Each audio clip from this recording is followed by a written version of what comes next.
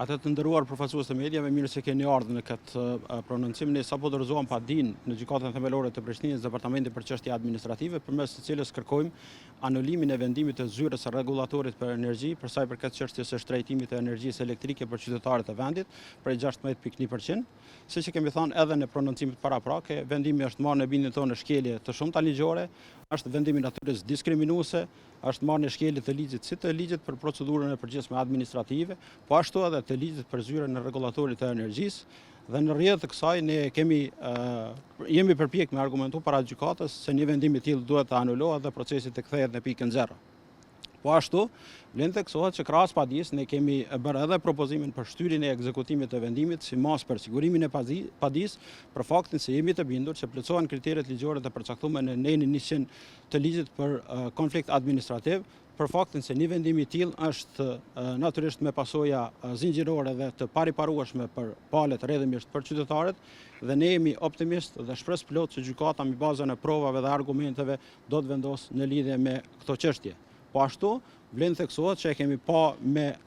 mirëkuptim edhe çështjen e involvimit të institucionit të avokatit të popullit, dhe ne sot do t'i drejtohemi me kërkesë zyrtare në referencë të nenin 16 paragrafi 9 të ligjit për avokatin e popullit, që i njëjti të involvohet në këtë çështje si mik i gjykatës, për çka natyrisht që edhe procesi në këtë fazë të procedurës, por edhe në proceset e mëpastajme do të besoj që do të i ndihmon vendosjes së drejtësisë në lidhje me këtë çështje, për faktin se kemi shkelje të drejtat njerëzit, kemi vendim të natyrës diskriminuese, për çka natyrisht që gjykata vlerësojmë që do të vendosë në lidhje me këtë çështje. Unë kaq për fillim, fjalën po ja kaloj zotit Sefaj dhe pastaj pas prononcimit të tij jemi të hapur të përgjigjemi në çfarë do pyetjen në lidhje me këtë çështje nga ana juaj. Ne sot ju kemi drejtuar gjykatës, për arsye se është institucioni i radhës ku ne do të atakojmë këtë vendim. Ne besojmë në institucionet tona të drejtësisë, ne besojmë që kemi sistem të mirëfillt drejtësisë dhe kredibil, dhe ne besojmë në provat dëshmit që i kemi ofruar që gjykata do të vendosë konform kërkesave tona, dhe këtë vendim të muarrëzisë do a lejë nërsirtar të pazbatueshëm, e që pastaj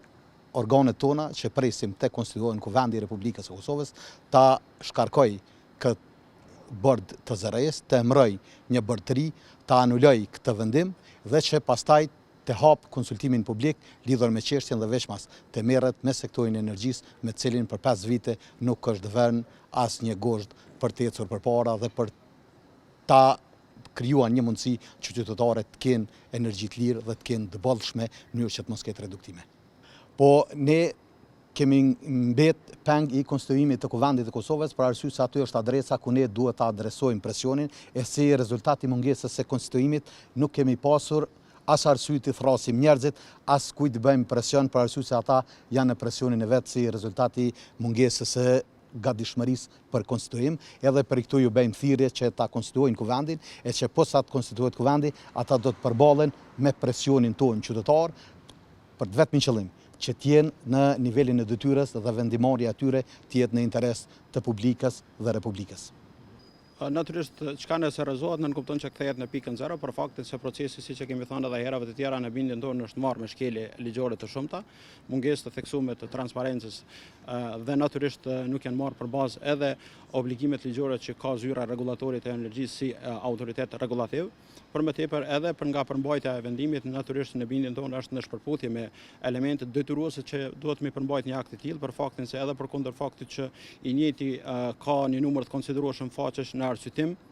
arsyetimin e vetvete është kontradiktor dhe në rrjedhë të kësaj në bindjen tonë është në shpërputhje me dispozitat ligjore të ligjit për procedurën e përgjithshme administrative, për faktin se një arsyetim i paqartë dhe i pakuptueshëm është barazi me mungesën e arsyetimit, e mungesa e arsyetimit natyrisht që sipas nenit 52 të ligjit për procedurën e përgjithshme administrative e bën një vendim të paligjshëm. Po ashtu, siç e thash, fakti që kemi konfirmim prej zyrës së rregullatorit të energjisë nga kjo arritje përjashton një kategori e caktuar e qytetarëve të vendit përkatësisht pjesës veriore, atë natyrisht që e bën vendimin e natyrës diskriminuese, për çka natyrisht që presim dhe jemi optimist që gjykata do t'i vendosë drejt mbi bazën e këtyre argumenteve të cilat ne i kemi bashkangjitur padisë. E shoh vendim të natyrës diskriminuese në rrjedh edhe të aktgjykimeve të gjykatave të rregullta, përfshirë edhe aktgjykimin e gjykatës kushtetuese për sa i përket çështjes së pagesës për një periudhë caktuar kohore, siç është rasti me pagesën që është bërë për qytetarët e pjesës veriore. Prandaj ne vlerësojmë që një vendim i tillë është natyrës diskriminuese dhe në rrjedh të kësaj është një argument shtesë në bindjen tonë